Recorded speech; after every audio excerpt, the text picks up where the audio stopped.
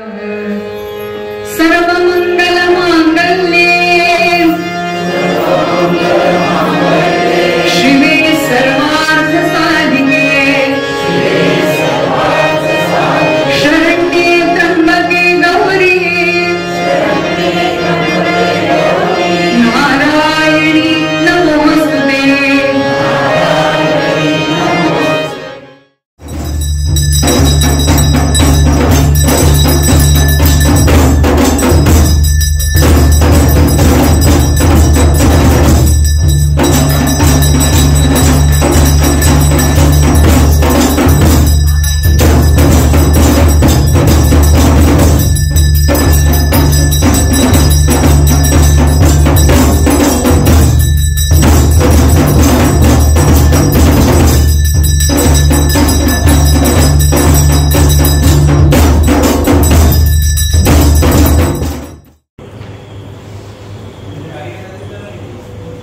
नमस्कार.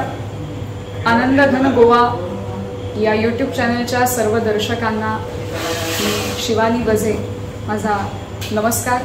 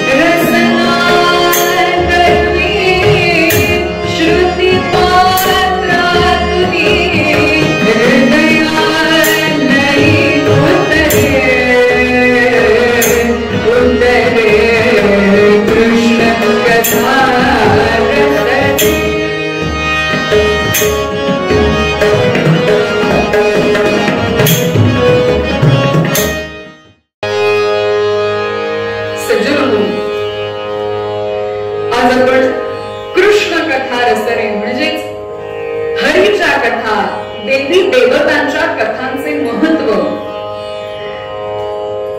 आज आपण ऐकणार आहोत.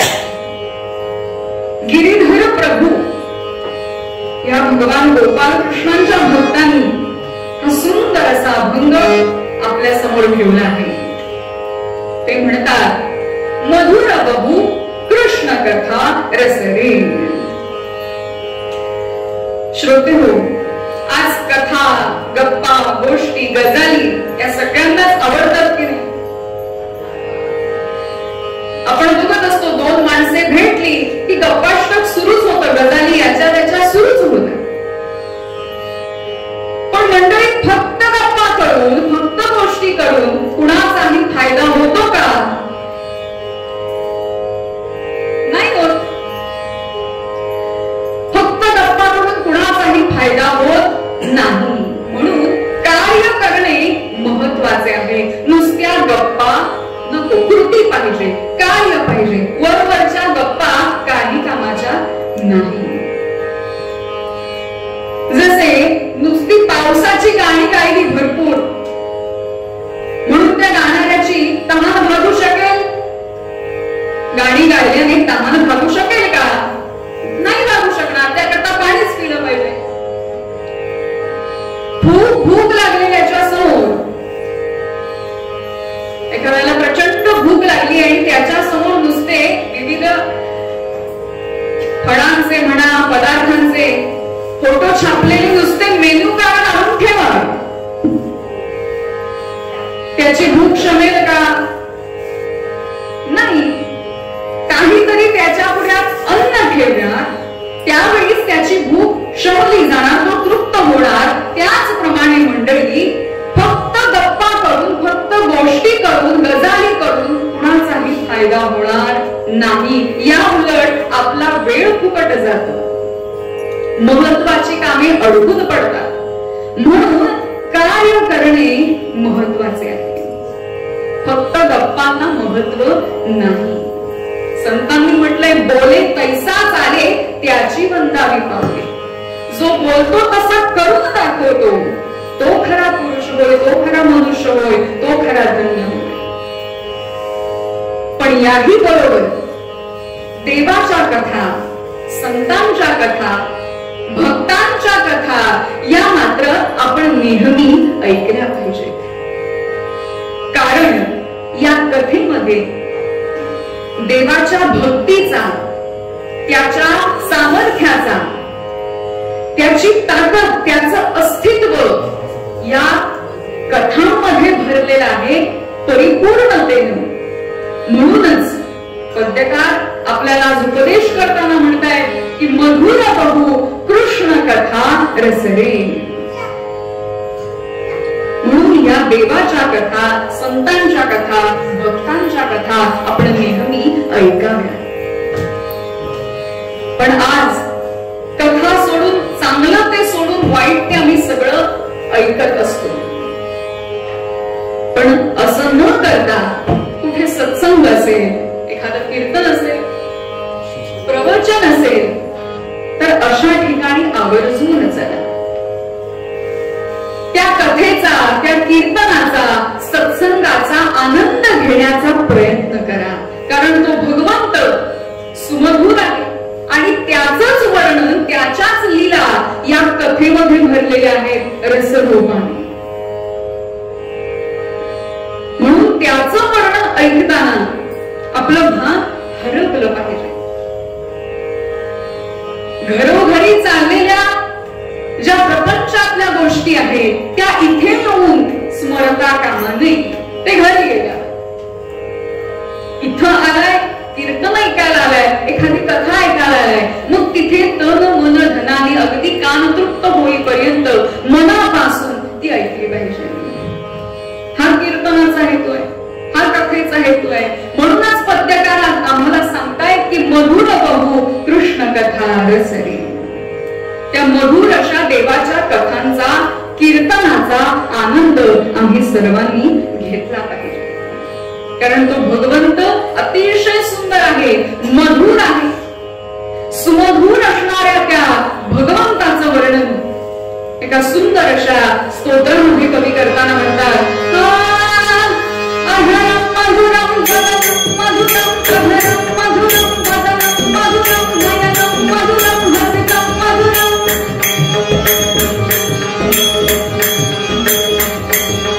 अधरम मधुरम वदनम मधुरम, नयनम मधुरम, हसितम मधुरम, हृदयम मधुरम, गमनम मधुरम, मधुराधिपतेरखिलं मधुरम, हृदयम मधुरम, गमनम मधुरम, मधुराधिपतेरखिलं मधुरम.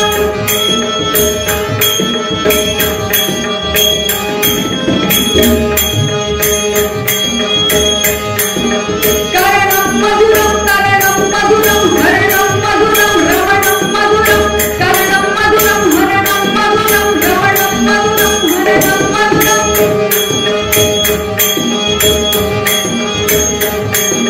कारणं मधुरं, कारणं मधुरं, हरणं मधुरं, रमणं मधुरं, वमितं मधुरं, रमितं मधुरं, मधुराधिपतेरखिलं मधुरं, वमितं मधुरं, रमितं मधुरं, मधुराधिपतेरखिलं मधुरं, मधुराधिपतेरखिलं मधुरं, मधुराधिपतेरखिलं मधुरं.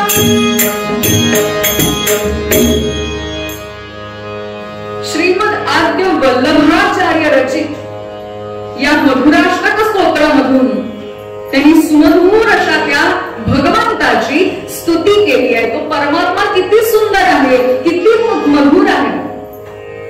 सर्वांना मधुर असणारा असा तो भगवान. कर्णं मधुरं, तरणं मधुरं, हरणं मधुरं, रमणं मधुरं. कार्य गोड आहे, विजग गोड आहे, ज्याचं सानिध्य गोड आहे, ज्याच्यामध्ये स्वतःला रमून घेतलं तर तो आनंदही अतिशय गोड आहे. असा सुमधुर असणारा तो भगवंत, तो भगवंत तर गोड नक्कीच आहे, पण मंडळी त्याच्या कथा सुद्धा तितक्याच मधुर आहे आणि त्या आम्ही सर्वांनी ऐकाव्या असे आजचे पद्यकार आम्हाला सांगू पाहतात. कृष्ण कथा रसरे मधुर बहु. श्रोते हो, आपण ही जी कथा ऐकतो, कीर्तन ऐकतो, ती कानातून आपल्या हृदयात उतरते. रसना दर्दी श्रुती पात्रातुनी हृदयालयी उतरे. आणि एकदा का आपण कथा, कीर्तन, सत्संग, प्रवचने, चांगले चांगले विचार ऐकू लागलो, ते चांगले चांगले विचार आचरणामध्ये आणण्याचा प्रयत्न करू लागलो की हळूहळू आपण या संसारातून बाहेर पडायला लागतो. या रसपाने संसारातून सहज पाय निसरे, मधुर बहु कृष्ण कथा रसरे. म्हणूनच श्रोते हो, आपल्यातली दुःख दूर जाण्यासाठी, अडचणी संपण्यासाठी, त्या भगवंताशी एकरूप होण्यासाठी, टेन्शन, मनस्ताप, काळजी या सर्वातून मुक्तता मिळवायची असेल, त्यावर अतिशय सुंदर उपाय म्हणजे देवाच्या कथा मनोभावे ऐकणं, कीर्तन ऐका. यातून काय होईल तर उत्तमोत्तम असे संस्कार आपल्या मनावर या कथेच्या द्वारे होतील. चांगले चांगले विचार ऐकायला मिळतील. सदा सेव्या श्रीमद् भागवती कथा, यस्याः श्रवण मात्रेण हरिश्चिंतन समाश्रये. श्रीमद् भागवतामध्ये वर्णन केलंय सदा सेव्या श्रीमद् भागवती कथा. या भगवंताच्या कथा आपण ऐकू लागलो की आपलं चित्त, आपलं मन हे हरिमय होऊन जाते. श्रोते हो, देवाची भक्ती हा खरं तर सर्व मानवांचा खूप मोठा आधार आहे. कारण माणूस हा सतत असहाय्य आणि अपूर्ण आहे. तो भगवंत, ती आदिमाया जगदंबा शांतादुर्गा परिपूर्ण आहे आणि तुम्ही आम्ही माणसे अपूर्ण आहोत. आमच्यातली अपूर्णता, असहाय्यता लपविण्यासाठी माणूस आज उसने अवसाने आणतो, पण स्वतः मात्र चांगलं असल्याचं दाखवतो. खोटेपणाचा आव काढून समाजामध्ये वावरत असतो आणि हे सर्व करताना होणाऱ्या सर्व मानसिक ताणतणावांना तो सामोरा जात असतो. आणि म्हणूनच जर या अशांतीतून, अस्थिरतेतून आपल्याला बाहेर पडायचं असेल तर त्यावर अतिशय उत्तम उपाय म्हणजे हरिकथा श्रवण हो. गिरीधर प्रभू म्हणताय अभंगाच्या 3ऱ्या चरणामध्ये, या रसपाने संसारातून सहज पाय निसरे, मधुर बहु कृष्ण कथा रसरे. म्हणजेच नेमकं काय होतं? देवाच्या कथा ऐकल्यावर, त्याचं कीर्तन ऐकल्यावर नेमका काय प्रभाव होतो? ऐका. हरिकथा श्रवण करू लागल्यावर, श्रवण करता करता करता भगवंताबद्दलचे प्रेम वाढायला लागते आणि प्रपंचातले, संसाराचे प्रेम हळूहळू कमी व्हायला लागते. विकार नाहीसे होतात. आगंतुक झालेला आपल्यातला अहंकार कमी होतो. ईश्वराची कर्तुम अकर्तुम अन्यथा कर्तुम सत्ता त्याची लक्षात येते आणि त्या सत्तेपुढे म्हणजेच त्या भगवंतापुढे नम्र व्हावेसे वाटते. विकार लय पावतात. अशी या हरिकथेचा असा महिमा आहे. म्हणून तर पद्यकार आग्रहाने सांगू पाहताय की मधुर बहु कृष्ण कथा रसरे.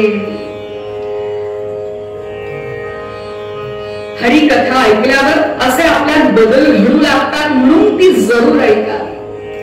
आपल्या जिभेला मधुर रस आवडतो की नाही? आज बरेच जण बघा रसामध्येच बुडलेले असतात. पण मंडळी, हरिकथेचा रस हा बुडणाऱ्यांना वर काढणार आहे.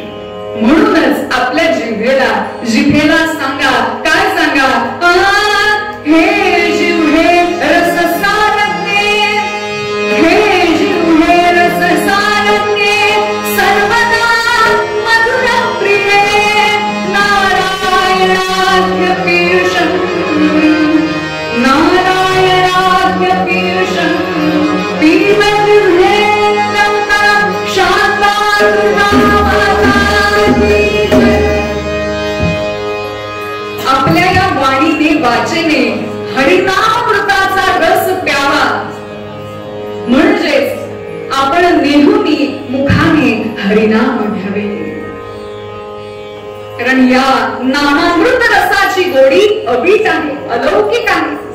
देवाच्या नामामध्ये त्याची शक्ती भरलेली आहे, त्याचं सामर्थ्य आहे आणि म्हणून ते नाम आम्ही घेतलं पाहिजे. आणि जो स्वतःला देवाचा भक्त समजतो त्याने तर नाम मनापासून घेतलंच पाहिजे. श्रोतेहो,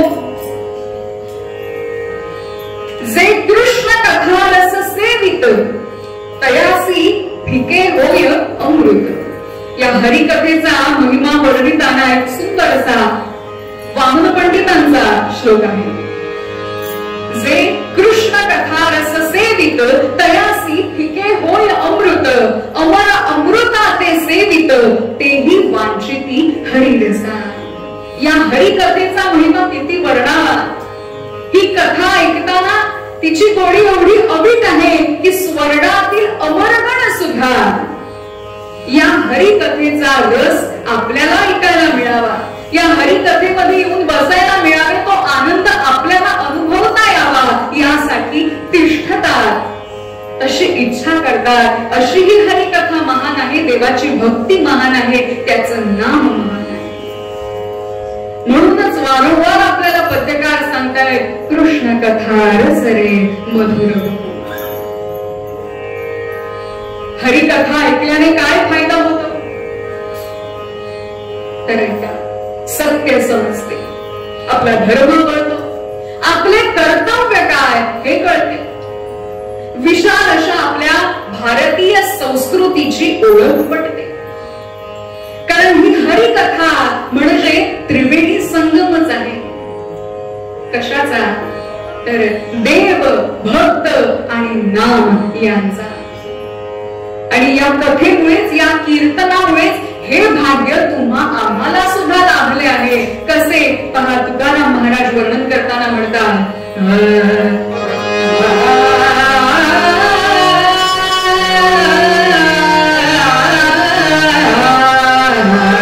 कथा त्रिवेणी संगम देव भक्त नाम, कथा त्रिवेणी संगम देव भक्त नाम.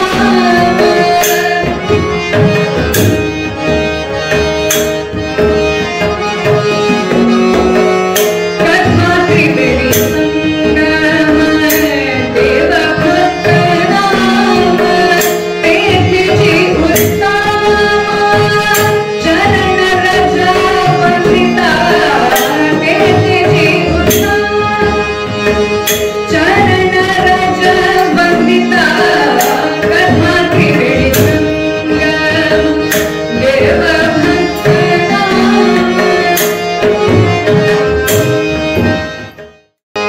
कथा त्रिवेणी संगम देव भक्त आणि नाम.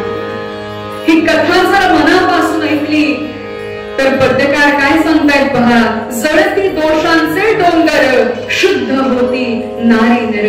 आपली दुःखे, संकटे, दोष नाहीसे होतात. कशाच्या बळावर? हरिकथा श्रवणाच्या बळावर.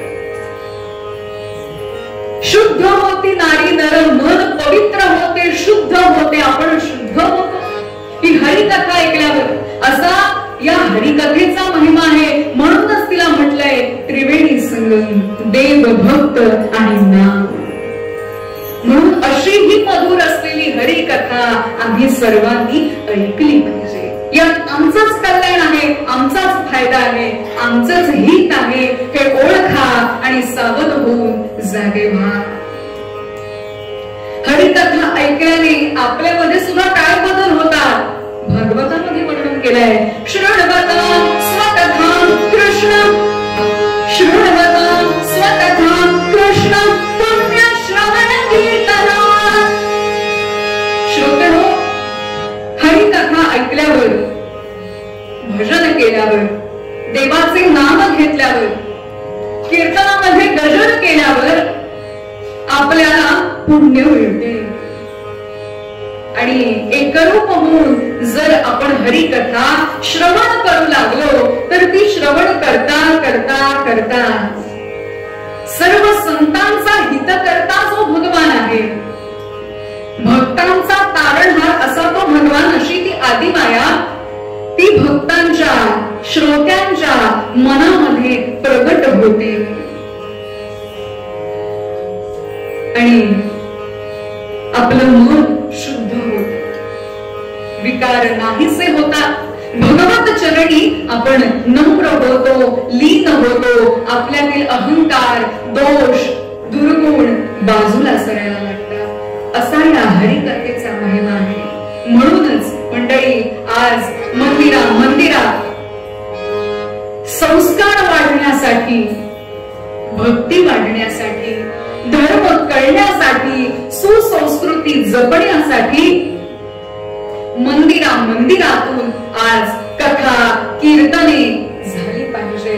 आणि त्याहूनही महत्वाचे म्हणजे ती सर्वांनी ऐकली पाहिजे. कारण हरिकथेसारखा दुसरा रसच या जगामध्ये नाही. अशा भावनेने, तन्मयतेने ती हरिकथा ऐका. हरिकथेचा महिमा किती वर्णावा. कथा ऐकता नासले काय मोठे, कथा ऐकता नासले काय मोठे, महाविघ्नते भंग होऊन जाते, सुखानंद आनंद सौख्ये विलासी, अशी ही प्रचिती असे रामदासी. जय जय रघुवीर समर्थ रामदास स्वामी आपल्याला सांगतायत, कथा ऐकता नासले कार्य होते, महाविघ्नते भंग होऊन जाते. हरिकथा जर मनापासून श्रवण केली तर पुढे येणारे संकट, अडचणी, आपत्ती, दुःखे नाहीशी होतात. अशा या हरिकथेचा महिमा आहे. श्रोते हो, नवविधा भक्तीचे प्रकार जे सांगितले आहेत त्यामध्ये सर्वात प्रथम भक्ती कोणती असेल तर ती श्रवण भक्ती होय, जी आता तुम्ही करीत आहात. श्रवणं कीर्तनं विष्णो स्मरणं पादसेवनं अर्चनं वंदनं सख्यं दास्यं आत्मनिवेदनं. अशा 9 प्रकारच्या भक्ती आपल्याला सांगून ठेवलेल्या आहेत. पैकी श्रवण करणे ही प्रथम भक्ती होय. श्रोते हो, कीर्तन ऐकणे ही सुद्धा भक्ती आहे. हेच आज बऱ्याच लोकांना माहित नाही. म्हणून सावध होऊया. संत पावलोपावली आम्हाला जागवित असतात, सावध करीत असतात की या संसाराच्या रहाट गाड्यामध्ये गुरफटून राहू नका. यातून मुक्तता मिळवायची असेल, देह सार्थकी लावायचा असेल तर कोणकोणते विविध मार्ग आहेत. देवाची भक्ती असेल, कथा कीर्तन ऐकणी असेल, हे संत आपल्याला वारंवार सांगत असतात. तो उपदेश ऐका आणि आचरणात आणण्याचा प्रयत्न करावा. कीर्तन आपल्याला हे शिकवतो. आज सुद्धा आपण पाहतो, मंदिराजवळ घर असून देखील भक्तीपासून दूर असणारे कितीतरी लोक आजही आमच्या समाजामध्ये आहेत. आज इथे सुद्धा बघा, सुरुवातीला ज्यावेळी नमनाची सुरुवात झाली त्यावेळी श्रोतृ वर्ग किती होता. सुरुवातीला जे होते त्यांना समजेल. आज आमची मानसिकता कशी झाली आहे, मोठ्या गेल्यानंतर पुरं आरती टायमार पावल्यावर पुरं कीर्तन कित्याक घेऊन जाय. इथेच आपलं चुकतंय मंडळी. जर कीर्तनालाच तुम्ही ऐकायला आला नाही, हे चांगले विचार, हे संस्कार, धर्म, देव या बाबतीची माहिती, या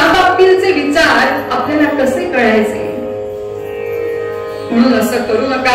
उद्यापासून कीर्तनाची वेळ आपणा सर्वांना माहिती आहे, 7:30 ते 9. मग फक्त मखराचा आनंद जरूर घ्यावा, तीही भक्ती आहे. आरतीही मोठ्याने म्हणावी, तीही भक्ती आहे. पण कीर्तनाला सुद्धा या. ज्याला त्याला आपलं हित कशात आहे हे ओळखता आलं पाहिजे.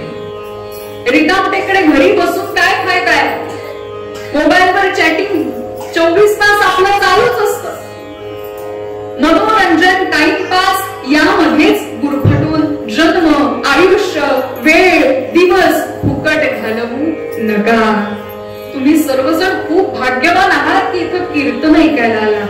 भाग्यवंता घरी भजन कीर्तन, त्याची वाट पाहे रघुनंदन. पूर्व पुण्याई असल्याशिवाय अशा चांगल्या कार्यक्रमामध्ये कुणीही पोचत नाही. जो पापी आहे, जो भक्तीपासून दूर जातोय, म्हणजे समजा की आपल्यातलं पाप वाढतंय. भक्तीपासून जर आपण दूर जायला लागलो की आपल्याला समजलं पाहिजे आपल्यातलं पाप वाढतंय. म्हणून कुठे कीर्तन असेल, एखादा सत्संग असेल, सामूहिक नामस्मरण असेल, अशा कार्यक्रमांना सहकुटुंब सहपरिवार चला, जेणेकरून चांगले संस्कार तुम्हालाही मिळतील आणि तुमच्या मुलांनाही मिळतील. कीर्तन आपल्याला हे शिकवते. तुम्ही भाग्यवान आहात की या कीर्तनाचा आनंद तुम्ही घेत आहात. कारण प्रत्येकालाच चांगल्या कार्यामध्ये भाग घ्यायचा, वाटा घ्यायचा भाग्य सर्वांना लाभत नाही. कारण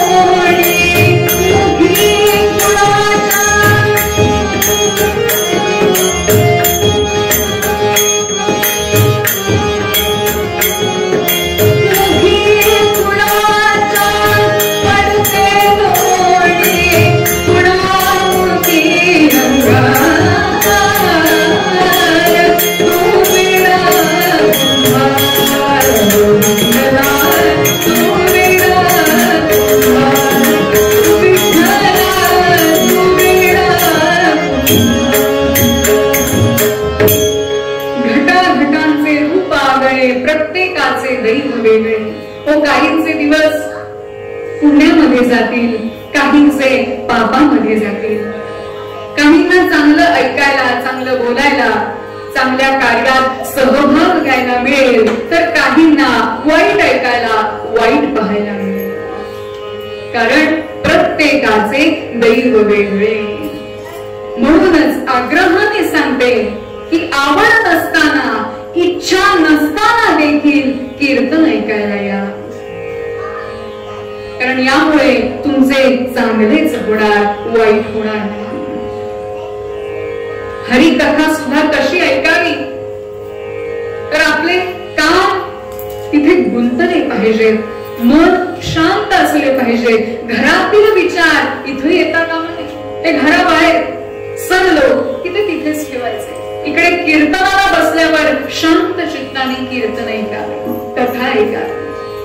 तेव्हाच ती आपल्या हृदयामध्ये झिरपेल आणि तदनंतर हळूहळू आपल्यातली भक्ती वाढायला लागेल, भगवत प्रेम वाढायला लागेल. श्रोतेहो, या हरिकथेचा महिमा किती वर्णावा, तिचा कधीही कंटाळा येत नाही. त्यावर उदाहरणच द्यायचं झाल्यास, एखाद्याला जर एखादा पदार्थ आवडतो, समजा एखाद्या गृहस्थाला गुलाबजाम आवडत असतील, तर रोज त्याला गुलाबजाम खायला दिले तर तो किती दिवस खाईल?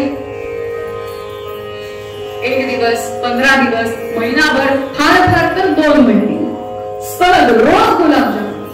पण एका विशिष्ट कारणाने त्याला त्या गोष्टीचा वीट येईल, कंटाळा येईल, नकोसे वाटेल. बरोबर आहे की नाही? पण श्रोते हो, हरिकथेच्या बाबतीत, देवाच्या कथेच्या बाबतीत हे असं नाहीये. ती पुरातन काळापासून चालत आली आहे आणि आजही त्याच थाटात, त्याच भक्तीत तुम्हा आम्हाला रंगवीत आहे. म्हणून ती हरिकथा श्रेष्ठ आहे. आपण आम्ही पाहतो आज विविध ठिकाणी कीर्तनांचं आयोजन केलं जातं. कित्येक ठिकाणी भागवत सप्ताह, देवी भागवत महात्म्य, शिवपुराण, रामायण, महाभारत आदी कथांचं, कीर्तनांचं आयोजन ठिकठिकाणी केलं जातं. यावरूनच सिद्ध होतंय की देवाची कथा किती महान आहे. अशी ती गोड असणारी कथा आपण मनापासून ऐकावी, कीर्तन मनापासून श्रवण करावे, त्यातले चांगले विचार आचरणात आणावे आणि देवाची भक्ती करून, देवाला आवडेल असं वागून, एकमेकांना मदत करून, देव देश धर्म संस्कृती जपून आपल्यातली एकी टिकवावी, परोपकार पुण्य कार्य करूया आणि परम पवित्र असा हा मनुष्य देह सार्थकी लावूया. मूढभंगात गिरीधर प्रभू तेच सांगताना म्हणतात, कृष्ण कथा रसरे मधुर प्रभू, कृष्ण कथा रसरे.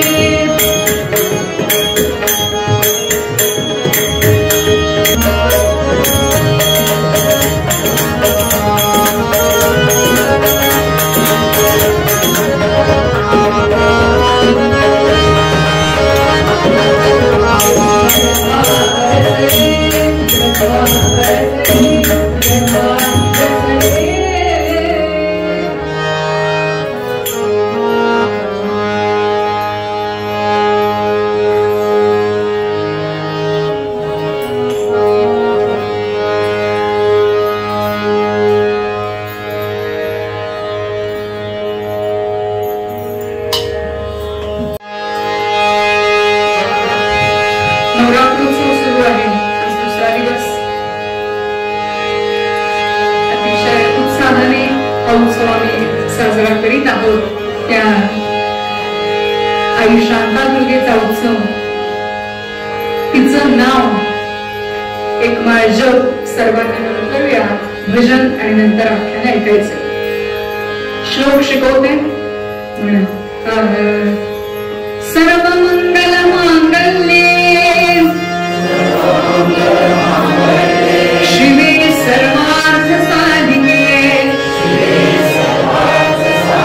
शरण्ये त्र्यंबके गौरी नारायणी नमोस्तुते. मी एकदा म्हणा, मोठ्याने म्हणा, कोण फाटलं तरी चालेल. श्री शांता दुर्गा देवी नमः. श्री शांता दुर्गा देवी नमः. श्री शांता दुर्गा देवी नमः. शांता दुर्गा माता की. कीर्तनाच्या पद्धतीप्रमाणे सर्वांनी मिळून थोडा वेळ भजन करूया. त्याकरता सर्वांनी दात बसावे, डोळे मिटावे, हाताने जोराने टाळी वाजवावी आणि माझ्या मागून मोठ्याने भजन म्हणा. शांता दुर्गे माझे आई बदला ठाव देवा पायी.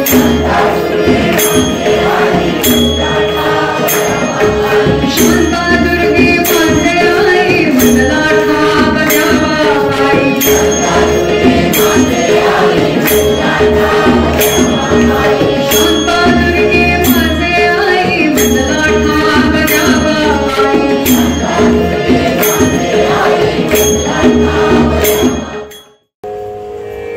महाभारतातील एक प्रसंग. श्रीकृष्ण कृपेमुळे लाक्षागृहातून पांडव अगदी सुखरूपपणे बाहेर पडले. श्रोते हो, देवाची कृपा जर असेल तर आपण सुद्धा संकटातून बाहेर पडू शकतो. पण त्याकरता देवाची भक्ती, देवाला आवडेल असं कार्य आपल्याला करावे लागेल, जे पांडवांनी केले होते. ज्याचा सखा हरी त्यावरी विश्व कृपा करी. आपल्या भक्तांवर जर एखादं संकट आलं असेल, संतांवर सज्जनांवर जर संकट आलं असेल तर तो परमेश्वर ते संकट निवारण करतो, आपल्या भक्तांचा सांभाळ करतो. असं पांडव सुखरूपपणे माता कुंतीसह बाहेर पडले लाक्षागृहाच्या बिकट प्रसंगातून. आणि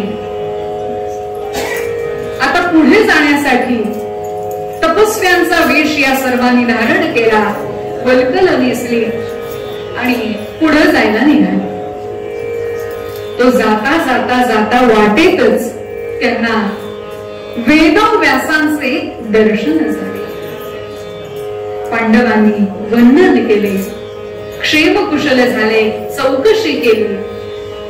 त्याबरोबर वेदव्यास म्हणाले, लाक्षागृहातून तुम्ही अगदी सुखरूपपणे बाहेर पडलात, ही अतिशय आनंदाची गोष्ट आहे, चांगलं झालं. पुढे पांडवांचा संकट काळ, हा संकटाचा वनवास अजूनही पुढे त्यांना भोगावा लागणार आहे याची जाण घेऊन पांडवांना उपदेश करताना वेदव्यास म्हणतात, पांडवा ते धनुनिया तदा कोटी, पांडवा ते धनुनिया तदा कोटी,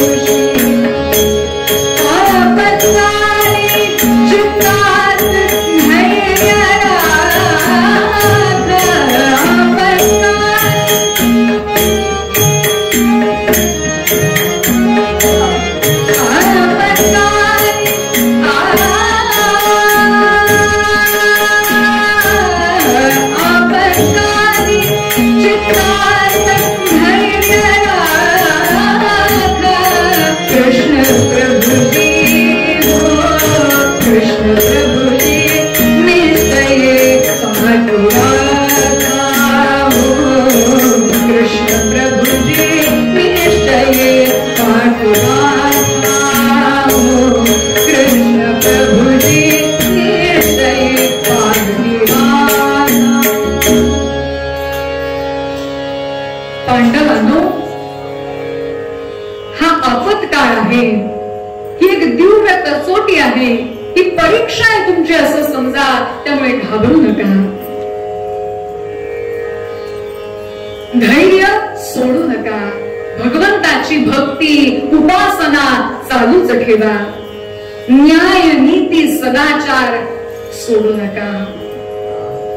श्रोतेहो, आज सुद्धा आपण आपत्कालाची स्थिती भोगत आहोत.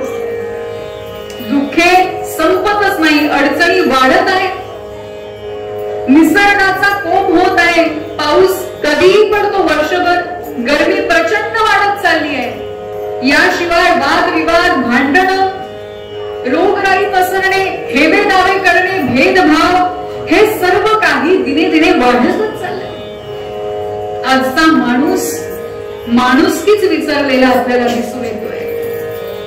अपवाद सोडा, काही चांगलीही माणसे आहेत, पैसा आहे पण सुख नाही. भारत देशामध्ये राहतो पण देशाबद्दल प्रेम कमी होत चाललंय. पण लक्षात घ्या श्रोते हो, या जीवनामध्ये देवाला शरण गेल्याशिवाय काहीही होणार नाही. ती एकमेव जागा आहे. आम्हा सर्वांना त्याच्याच चरणापाशी जायचं आहे, त्याशिवाय तरणोपाय नाही. म्हणून अतिशय अनन्य होऊन त्या भगवंताला शरण जा, त्याची भक्ती करा, त्याच्या कथा ऐका, कीर्तन ऐका. वेदव्यासांनी जो उपदेश पांडवांना केला तो तुम्हा आम्हालाही आहे हे विसरू नका. वेदव्यासांचा आशीर्वाद पांडवांनी घेतला आणि माता कुंतीसह पुढील प्रवासाला निघाली. बरीच गावं पालखी घातली, मागे सोडली आणि बऱ्याच काळानंतर खूप प्रवास केल्यानंतर एक चक्रा नामक नगरीमध्ये ही सर्व मंडळी येऊन पोहोचली. आणि तिथे एका ब्राह्मण गृहस्था घरी यांनी आश्रय घेतला आणि एक चक्रा नगरीमध्ये पांडव माता कुंतीसह राहू लागले. श्रोते हो, खरं म्हणजे पांडव राजपुत्र होते, हस्तिनापूरचे मालक होते, राजे होते, पण कालगतीने त्यांना भिक्षा मागून जेवायला लावले.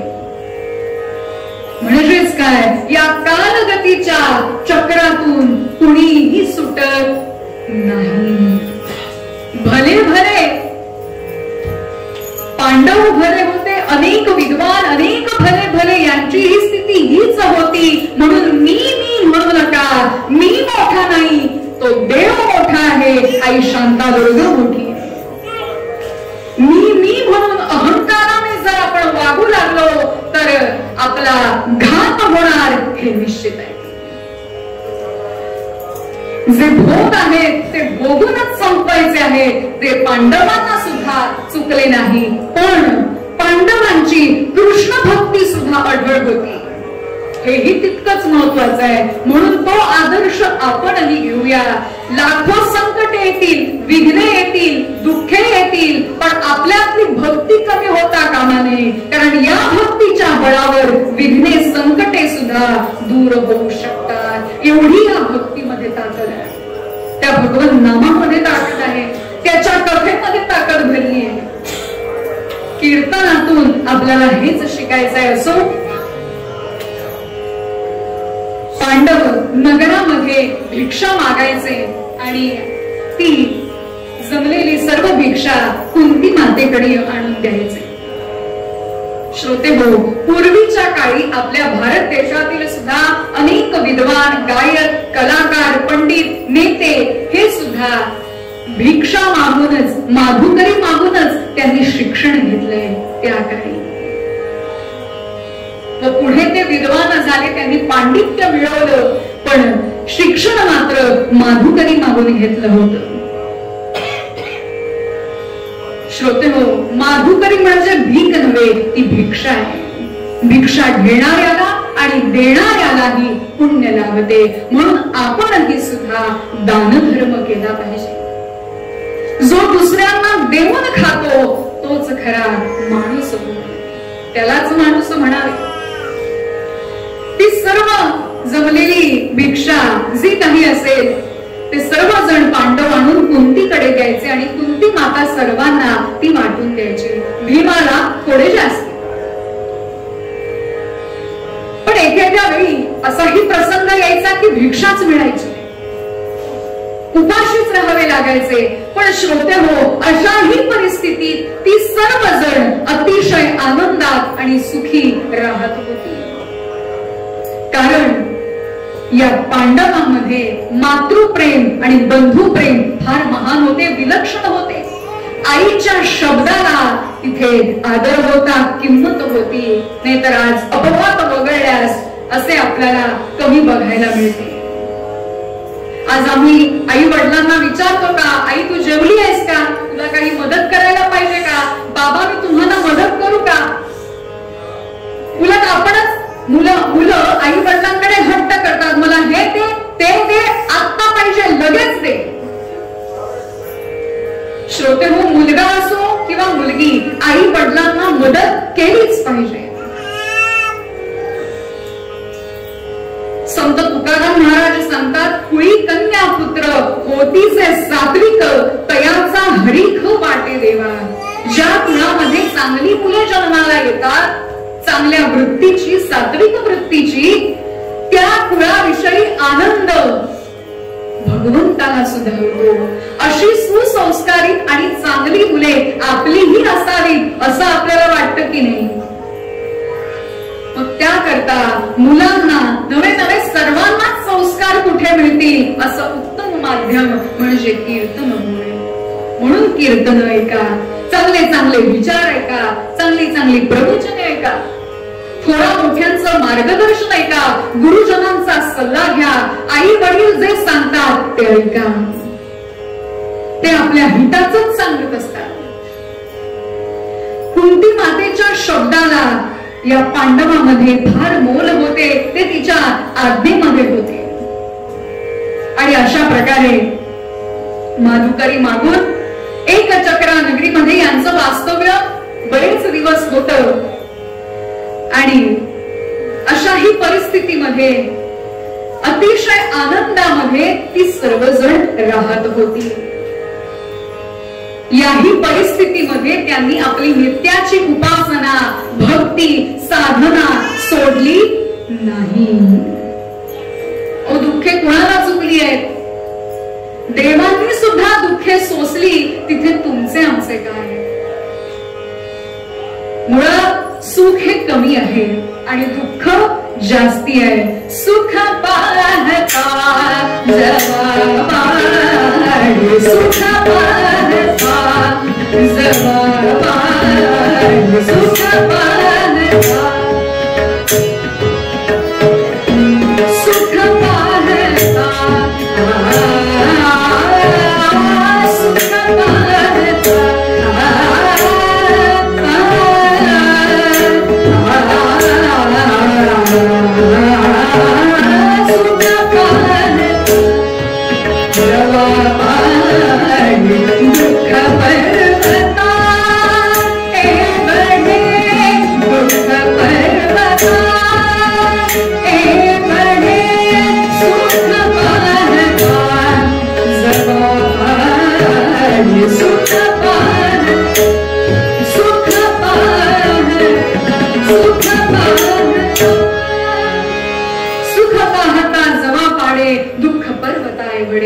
संत तुकाराम महाराजांचा अभंग आहे.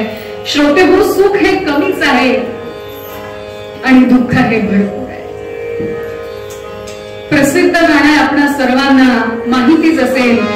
एक धागा सुखाचा, शंभर धागे दुःखाचे, जरतारी हे वस्त्र मानसा, तुझी आयुष्याचे एक धागा. आपलं आयुष्य कसं आहे? जीवनाचे धागे डोळे कसे विणले? एक धागा सुखाचा, शंभर धागे दुःखाचे. दुःख भरपूर आहे, म्हणूनच खचून जाऊ नका. या दुःखाला धैर्यानं सामोरं जाण्यासाठी आपली आध्यात्मिक बैठक मजबूत करा, म्हणजेच देवाची भक्ती करा. म्हणजेच जी काही संकट येतील ती या भक्तीच्या बळावर आपण सहजपणे पार करू शकतो. एका जनार्दनी भोग प्रारब्धाचा, हरी कृपे त्याचा नाश आहे. हरी कृपा जर असेल ना, तर ही दुःखे, संकटे आपोआप नाहीशी होती. पांडवांवर सुद्धा अनेक बिकट प्रसंग आले, अनेक दुःखे त्यांना सोसावी लागली, पण त्यांची कृष्ण भक्ती एवढी अढळ होती, निश्चय होता कृष्ण भक्तीवर. कृष्णाचं नाम सतत या पांडवांच्या मुखात होतं आणि त्याचा परिणाम आलेल्या प्रत्येक संकटाला ते धैर्यानं सामोरे जात होते. अशाच प्रकारे काही दिवस निघून गेले आणि एके दिवशी ज्या घरामध्ये पांडव आश्रयाला राहिले होते त्या घरी एकाएकी रडारड सुरू झाली. काय कारण असेल कुणालाच काही कळेल ना. रडण्याचा आवाज ऐकू येत होता पण कारण मात्र कुणाला माहित नव्हते. काही वादविवाद झाला असेल, भांडण झालं असेल, पण तसं काही चिन्ह दिसत नव्हतं. नाहीतर आज आपली परिस्थिती घराघरामध्ये वाद, भांडण, याचं त्याला पटत नाही, त्याचं याला पटत नाही, कुणी कुणाचं ऐकत नाही. घराचं नाव असतं शांतीधाम, पण घरामध्ये सगळी अशांतीच भरलेली असते. असं चित्र आपल्याला बघायला मिळतं की नाही.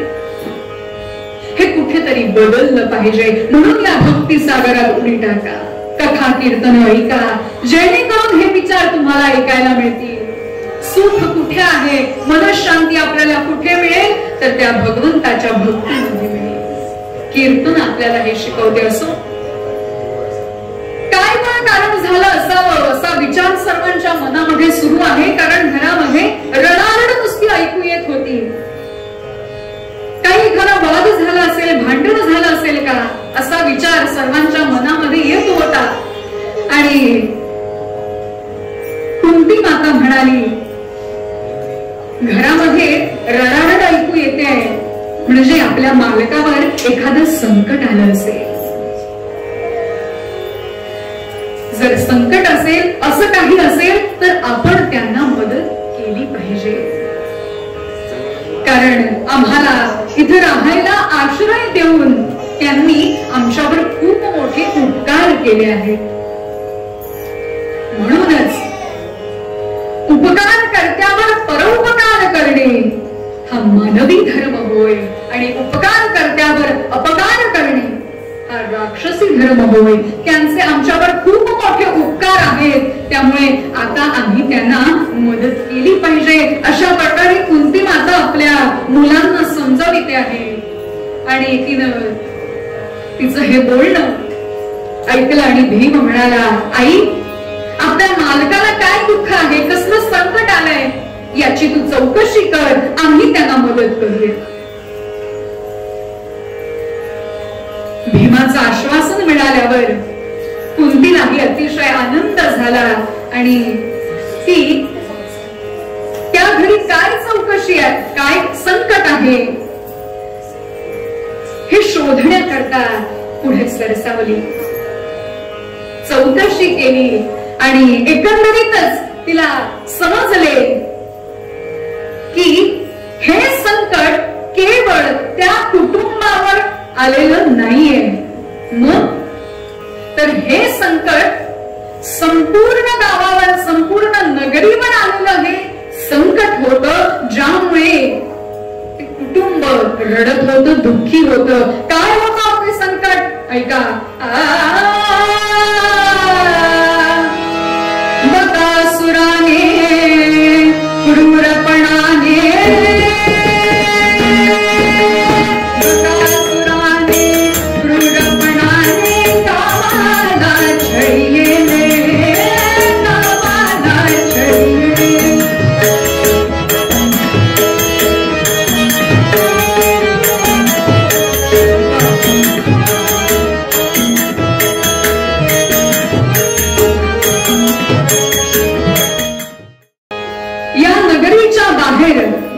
एक बकासूर नावाचा महाबलाढ्य असा दुष्ट क्रूर राक्षस राहत होता.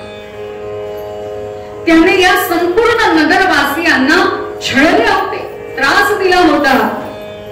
त्याचा या गावकऱ्यांशी करार होता की दररोज त्याला गाडीभर अन्न, एक रेडा आणि एक माणूस द्यायचा खायला. आणि यामुळेच ही सगळी नगरी दुःखी होती. आणि आज त्याचा कर देण्याची, म्हणजेच गाडीभर अन्न, रेडा, एक माणूस, ही द्यायची पाळी आज या कुटुंबावर आली होती. म्हणून जो तो म्हणत होता त्या कुटुंबामध्ये, ज्या गृहस्था घरी पांडव आश्रयाला होते, त्यांच्या घरी चर्चा सुरू होती की मी जातो बळी, मी जातो बळी, मी जातो बळी, बाबा तुम्ही थांबा, मी बळी जातो. आई म्हणायची तुम्ही सर्व थांबा, मी बळी जाते. कुणीतरी बळी जाणार होता, कुणीतरी मृत्युमुखी पडणार होता, म्हणून सर्व कुटुंब दुःखी होते, रडत होते. कुंती मातेनं ते सर्व पाहिलं. तिला त्यांची दया आली. ती पुढे सरसावली आणि म्हणाली, हे बघा, घाबरू नका, चिंता करू नका. आज तुमच्यापैकी त्या राक्षसाजवळ कुणीही जाणार नाही, तर मी माझ्या एका मुलाला पाठवते. तिचं हे वाक्य ऐकल्याबरोबर तो गृहस्थ म्हणू लागला की बाई, असं करू नका. आमच्यावर आलेलं संकट तुम्ही आपणावर घेऊ नका. आम्हाला आमचं कर्तव्य करू द्या. त्याबरोबर कुंती मातेनं त्यांना अतिशय नम्रपणे समजावून सांगितलं की हे बघा, हे आलेलं संकट फक्त तुम्हा एकट्यावर नाही, तर संपूर्ण गावावर, नगरीवर आलेलं हे संकट आहे. आणि माझा मुलगा त्या बकासुराला, त्या दुष्ट राक्षसाला ठार करून तुम्हा सर्वांना सुखाने जगण्याचा आनंद देणार. त्यामुळे माझी विनंती नाकारू नका.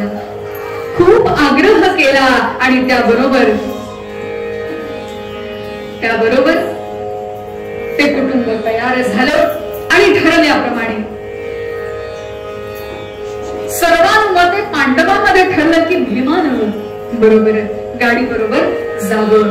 आणि ठरल्याप्रमाणे ठरल्या वेळी एक गाडीभर अन्न, एक रेडा आणि कुंती पुत्र भीम निघाला हो वनाच्या दिशेने. श्रोते हो, मुलं असावी तर अशी एकमेकांना मदत करणारी, अडलेल्या नडलेल्यांना आधार देणारी अशी मुले आपलीही असावी. नाहीतर आहेत आपली मुलं खाऊन पिऊन टमटमीत, कोणाला मदत नाही की काही नाही, घरी बसून झोपून फक्त मोबाईल, खाया पिया सुख से सोया उन्होंने क्या रे कमाया. अशा मुलांचा, अशा माणसांचा काय उपयोग मंडळी. भीमासारखी, पांडवांसारखी भक्ती करणारी, एकमेकांना मदत करणारी आपलीही मुले असावी. तो आदर्श त्यांच्याकडून आपणही घ्यावा. कीर्तन आपल्याला हे शिकवते. असो, गाडीभर अन्न, बैल, माफ करा, रेडा आणि कुंती पुत्र भीमसेन निघाला वनाच्या दिशेने. निघाला घेऊन या गाडा, तया दुनिया रेडा. निघाला घेऊन या गाडा, तया दुनिया रेडा.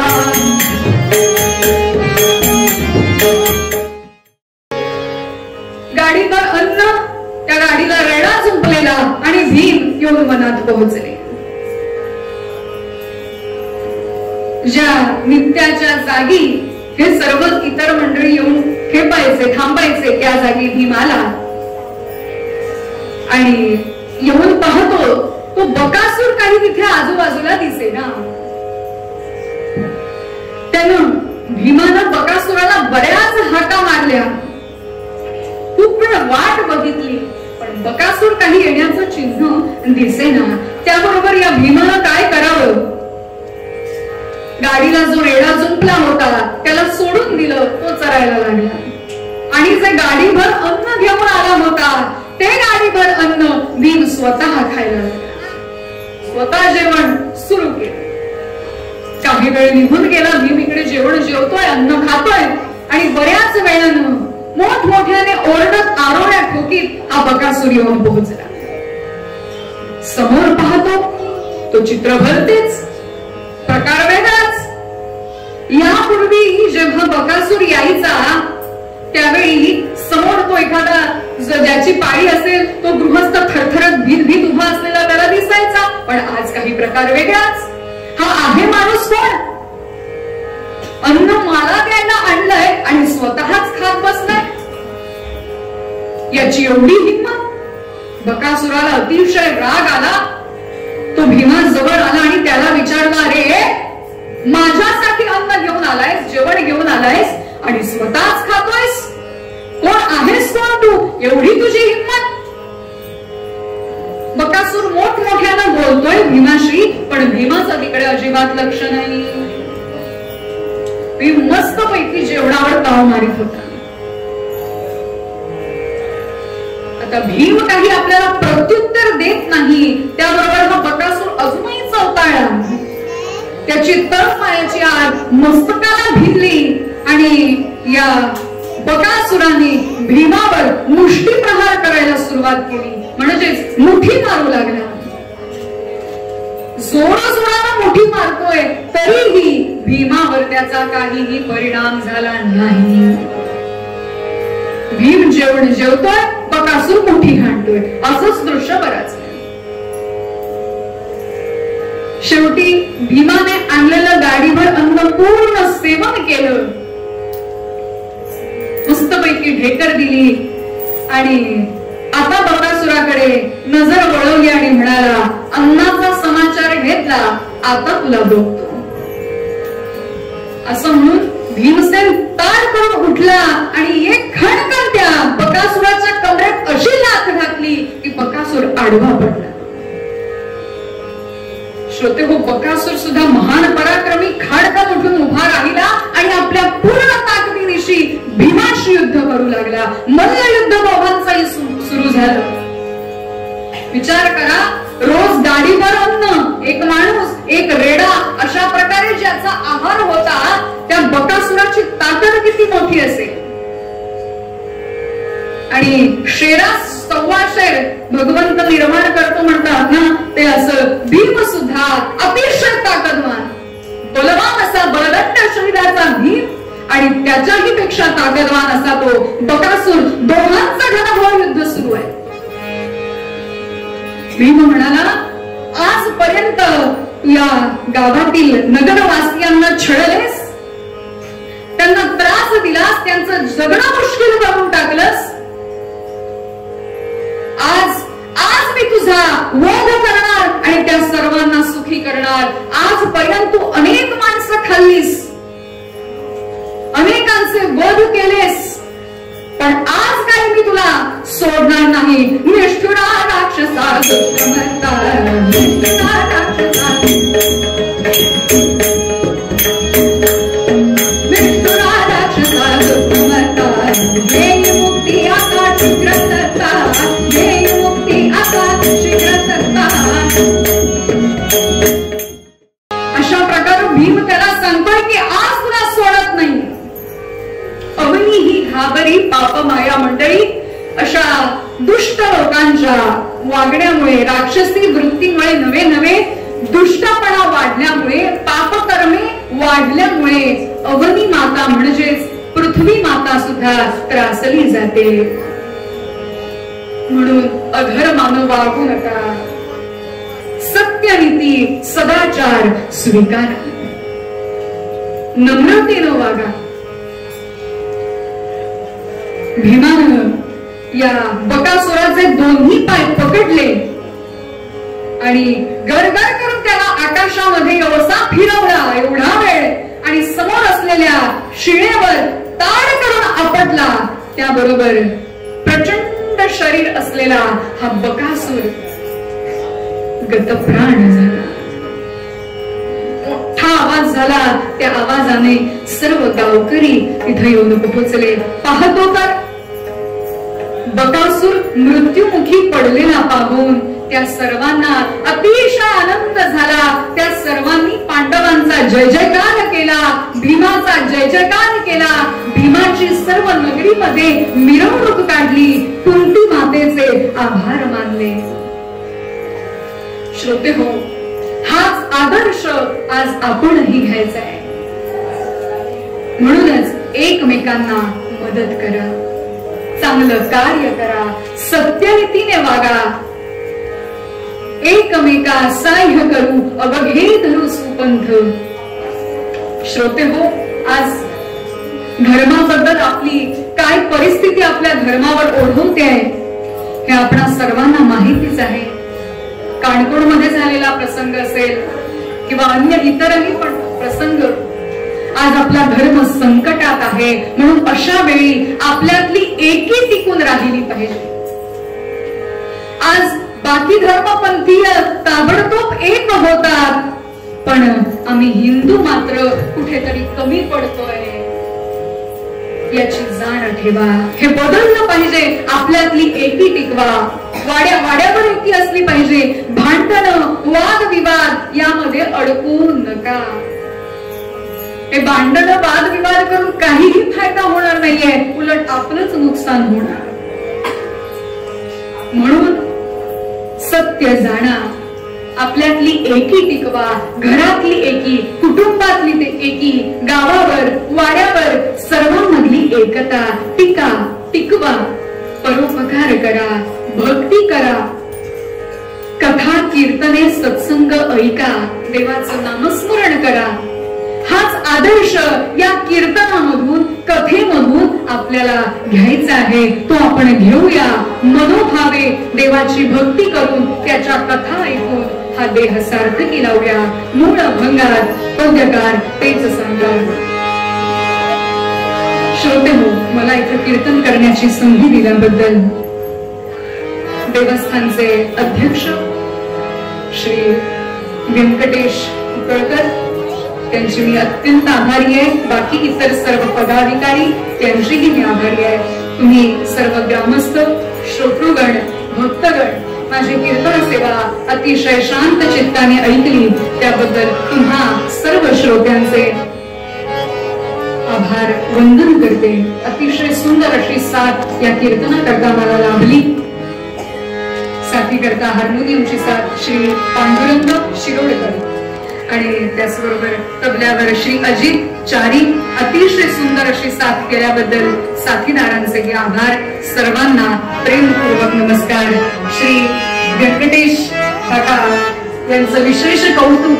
यंदाचं हे दुसरं वर्ष आहे गोमंतक संत मंडळ संचालित कीर्तन विद्यालयाच्या वजनीकुमांच्या शिष्यांना इथं संधी नवरात्रामध्ये दिली जात आहे. अतिशय कौतुक आहे त्यांचं. विशेष कौतुक की तुम्ही नवोदित कीर्तनकारांना संधी देत आहात, त्यामुळे त्यांचे विशेष आभार. अशीच कीर्तन ऐकण्यासाठी रोज येत चला. रोज हा भक्तीचा कथेचा मेवा आपल्याला घरी घेऊन जायचा आहे. म्हणून त्या आई जगदंबे चरणी एकच प्रार्थना करूया की हे जगन्माते शांतादुर्गे, ह्या आयुष्याच्या शेवटच्या श्वासापर्यंत तुझं नाम आमच्या मुखात कायम असू दे. तुझ्या नामाचा विसर आम्हाला कधीही न पडो. बाकी सर्व गोष्टींचा विसर पडला तरी चालेल, पण हे आई जगदंबे तुझ्या भक्तीचा, तुझ्या नामाचा विसर आम्हाला कधीही पडू देऊ नकोस. तूच आम्हाला सद्बुद्धी सद्वासना दे. या नवरात्रोत्सवाच्या निमित्ताने तुमच्या आमच्यातली भक्ती वाढावी. कारण उत्सवाचं महत्व हे तेच आहे की जिथे सगळे लोक एकत्र जमतात, चांगले विचार सर्वांपर्यंत पोहोचले जातात. हेच उत्सवाचं महत्व आहे. त्यामुळे तुमच्या आमच्यातली सर्वांची भक्ती वाढावी अशी त्या आई शांतादुर्गे चरणी प्रार्थना करते.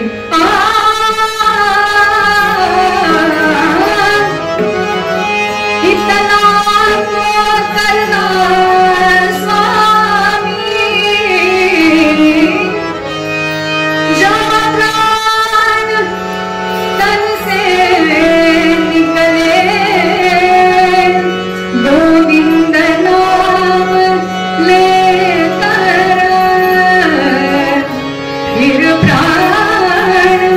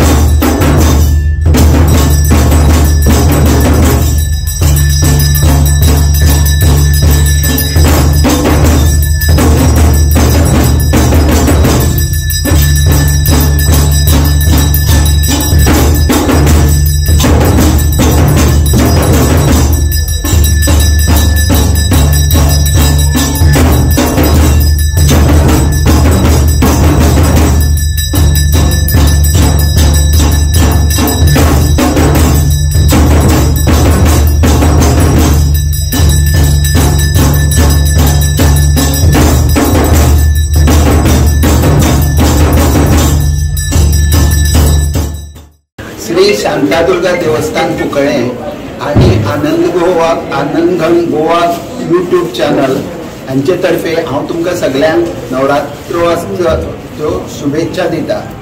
आज आनंदघन गोवा ह्या यूट्यूब चॅनलान श्री शांतादुर्गा देवस्थान कुंकळेचे मकरोत्सव कवर केला आणि आज शिवानी वजे ही कीर्तनकार आशिल्ली आणि तिने सुंदर कीर्तन केले। तेन्ना तुम्ही जे कोण आज पावूंक ना तांकां तुम्ही हो सगळो जो हे आसा यूट्यूब चॅनला वयलो आमचो प्रोग्राम आसा तो तुम्ही सगळ्यांक फॉरवर्ड करचो आणि तुमचे जे जे ग्रुप आसा तांचेर तुम्ही तो धाडचो अशी हांव सगळ्यांक विनंती करता। श्री शांतादुर्गा माता की जय।